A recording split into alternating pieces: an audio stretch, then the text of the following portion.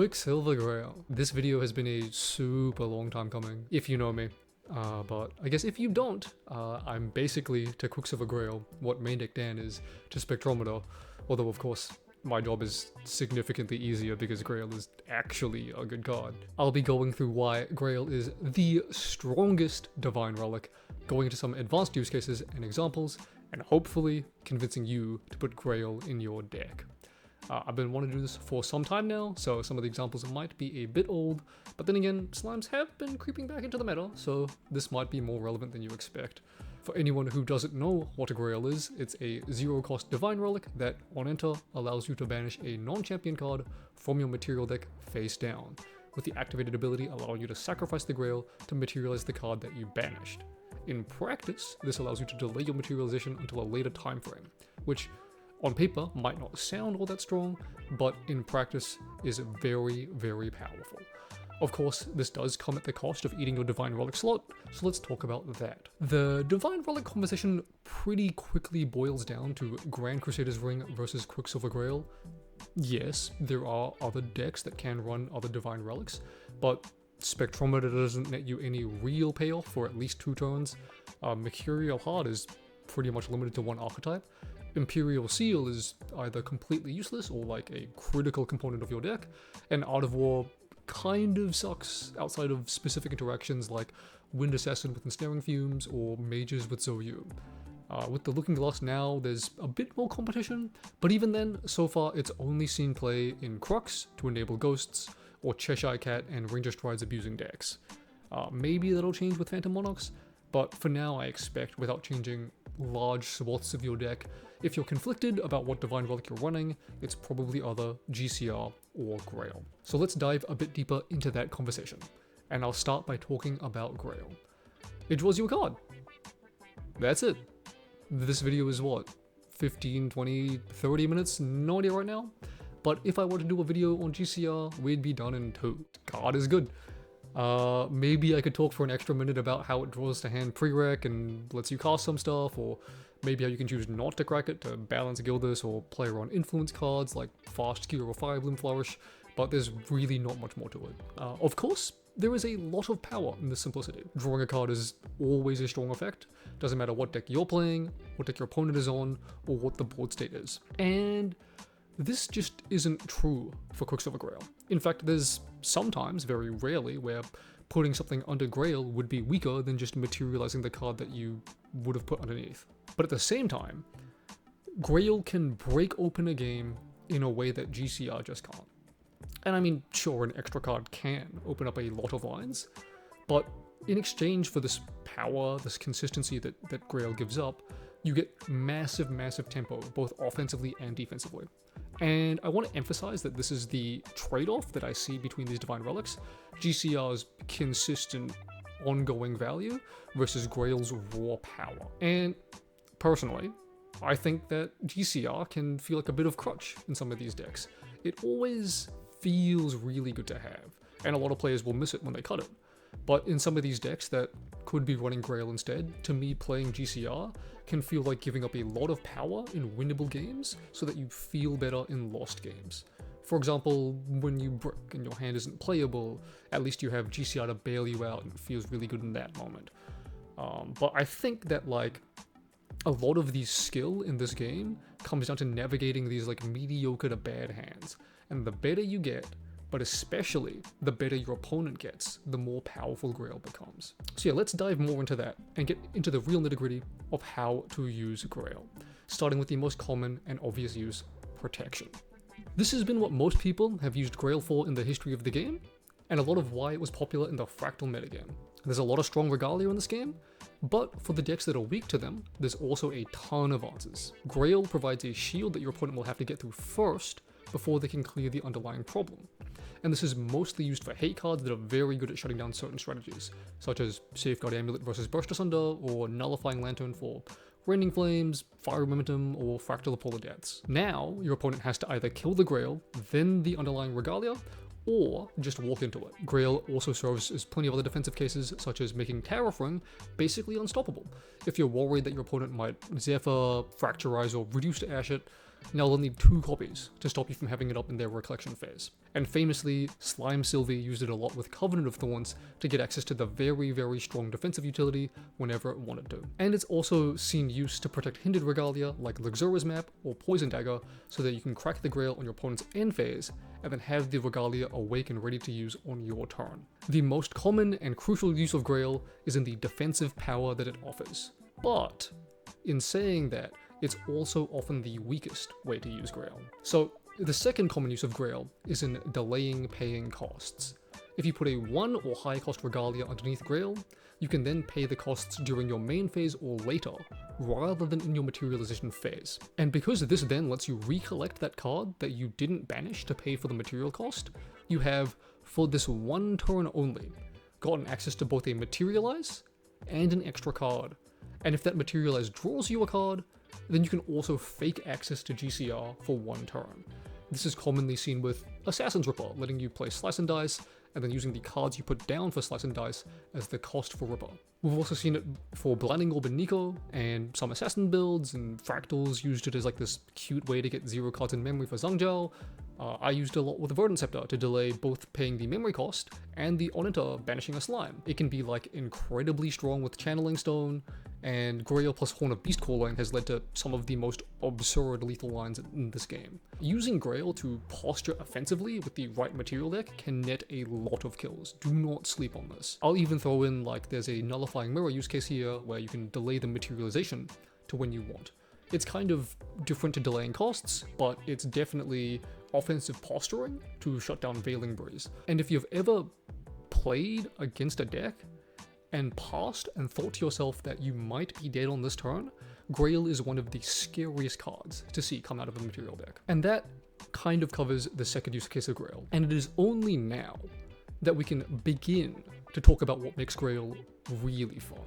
What makes this card really, really strong in the hands of a good player. This card that has fantastic defensive utility, and it also happens to have phenomenal offensive utility, and the mode that you pick, that is to say, the card that you banish, is face down and unknown to your opponent. You can pick a mode, and your opponent kind of has to play against both modes. This is incredibly, incredibly strong and can force your opponent into impossible to navigate dilemmas that require them to find lines that play around cards that you might not even have in your deck. There's plenty of examples of this, but let's talk about Slime Sylvie. In the Slime material deck, almost every card slides under Grail well. There's 2 cards in particular that pose a very difficult dilemma for your opponent. Covenant of Thorns, which can massively punish your opponent for going to your face, and Verdant Scepter, which can massively punish your opponent for playing passively or trying to clear your board. You can materialize Grail and force your opponent to ask themselves if they want to commit and maybe lose the game to Covenant, or pass and risk you cracking Verdant Scepter in the end phase, banishing 2 slimes, 1 for cost and 1 from the board, tapping it to draw a card, moving to your turn, materializing Horn of Beast Calling, banishing a 3rd slime, drawing for turn, popping Horn of Beast Calling and tapping Scepter again for 2 more cards. Any one of these could be Blissful Calling, Gather Slimes, Gaia's Songbird, or of course, Storm Slime. Something as simple as waiting 1 more turn could easily turn into the slime deck digging 4 cards deeper with 3 more slimes in banishment. And if that isn't scary to you, then I don't know what is. On the flip side, if they choose to go more aggressive and stop you from going for this line, and they commit big offensives into your face trying to end the game, and you flip over a Covenant of Thorns, they could lose on the crackback just as easily. Now, if you spoke to me during the slime meta, I was adamant about always putting Verdant Scepter under Grail, and that's because at the time, almost all slime players were putting Covenant of Thorns under, to the point where every opponent would assume by default they're facing down a Covenant. And there were heaps of games that I won because people played scared of my face down Covenant, waiting until they drew the out that they needed, only to get killed far earlier than expected by the sheer amount of value and tempo I'd get out of a Verdant Scepter into Horn of Beast Calling or a second offensive materialization. And sure,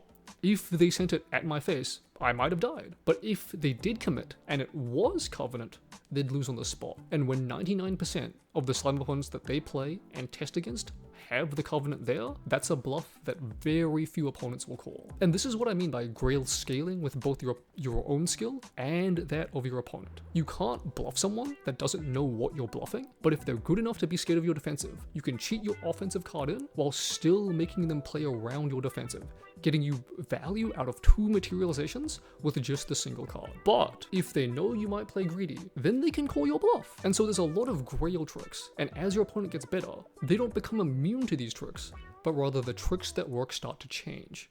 And ultimately, as the Grail player, you get to be the one that sets the question for your opponent to answer. To bring up a more recent example, in Game 3 of the Grand Finals of the 2025 Grand Archive World Championship, Team True Champion Terry is piloting Fire Agrozander versus main deck's Bobo on Shadowstrike Wind Tristan. Terry brings out the Quicksilver Grail, which is in the sideboard of the deck, mostly for these win matchups. And the trick here is super simple. You bring out Grail, you put Nullifying Mirror underneath, and then now you don't have to worry about Veiling. Or if they have it, they need double Veiling or Zephyr Veiling or some combination of cards. But the crucial point is that you don't give them a window where Mirror is on the stack and they can cast Veiling before it hits the field. Of course, for the win player, there's pretty obvious counterplay. They can play the Veiling with the Grail or the On-Enter on the stack, and they get kind of the same result. Veiling resolves for the turn before Mirror can hit the field, with the one exception that the Fire Aggro player can now pick a different card to banish under Grail. Because this line exists, it also generates an additional advantage for True Champion Terry. Against most strong players who know about this mechanic, which definitely includes literal World Champion Bobo, if they have the Veiling in hand, they'll likely play it in response to the Grail. Meaning that once the Grail resolves, you can be pretty confident that they don't have Veiling. So there's no point in actually putting Nullifying Mirror underneath the Grail, because it only really beats Veiling, and if your opponent doesn't have it, you don't need it. It actually creates this really weird case where you go Grail, and if they play Veiling, you don't need to go Mirror, because they've already played it, and if they don't play Veiling, you don't need to go Mirror, because they don't have it. But anyway, if you haven't seen it, you should definitely check out Maindek's video featuring both Terry and Bobo, where this exact thought process comes up. Link down in the description. In the game, Terry ends up deciding to put Terrafring underneath, and it's kind of the inverse of the example that I gave earlier, where he's able to go Grail as an offensive bluff, maybe force out a Veiling, definitely get some information about his opponent's hand, and then later reveal a defensive tool that can keep him alive for one more turn. And this would have been even stronger if the defensive tool was something more reactive than Terrafring, and if it could have been saved for after Bobo committed something. Like, imagine a card like Wanderfrost in this scenario. But, you know, in this case, Terraf is the best he has. And of course, this bluff can work the other way too. Instead of going Grail, bluff Nullifying Mirror into something safe like Terrafring, he could have gone Grail, bluff Mirror for Veiling, and then gone for something more aggressive after Bobo shows he doesn't have it. You could put something like an Impact Hammer, or a Poison Dagger, or Assassin's Ripper to push for more damage. There is an absurd amount of value in being able to represent one threat while playing another. But while I'm highlighting this example, and it sounds great for the Grail user, I should say that it also goes a level deeper. If I'm now the win player, and my opponent goes Grail, and I am holding Veiling, and I know that they're good enough to think that Grail forces out my Veiling and lets them change their Grail choice, then I don't have to play my Veiling on their Grail. And in return, I can bluff them into thinking that I don't have Veiling, and when they don't go Mirror, I can show it later in the turn and net huge amounts of value. Of course, you do run the risk of them just not being greedy and going Mirror anyway, but that's the price you pay for trying to eke out tiny advantages against great players. And the line between idiocy and genius can be awfully thin. With all of that said, I want to revisit the GCR versus Grail question, and I hope my initial stance is a bit clearer. Yes, GCR is good. It's just always consistently strong. It's never a bad thing to have more cards. And sure, you'll have games where Grail wouldn't have mattered. It doesn't do anything. But when Grail is good, it is absurdly, disgustingly powerful. And it's fun. There's few moments that feel as good as flipping a Grail and having your opponent go, oh no, that's not what I thought was under there. I mean, how boring is GCR in comparison? But this also gives us a framework for when Grail isn't good. With the rise of Ryle and Fire Aggro, and specifically Suzaku, we saw the offensive power on display when these decks wanted to go for their kills, far outstripped the defensive utility in the game. And with how a lot of these decks are hybridizing their damage between combat and non-combat, defensive Regalia in particular felt quite weak. It was this disrupted balance between offensive and defensive materializations that stripped a lot of the power of bluffing out of Grail. Plus, with many people running Reduced to Ash, which can brute force its way through Grail's mind games, we saw some of the lowest Grail usage in a long time. But now, Ryle is just a specter of the past, and the scene is set for the rise of Grail once more. So, go out there, play some Quicksilver Grail, bluff some fool into oblivion. I promise you, it'll be more memorable than drawing a card. Thanks for listening to me ramble, hope you learned something. If you did, or if you like this type of content, leave a like on the video. We are throwing a lot of different things at the wall, so it's on you guys to let us know what should stick. And let me know what your favorite Divine Relic is down in the comments below. But between you and me, there's only one right answer. But that's all I got for you today. So, thanks for watching, and I'll see you guys next time.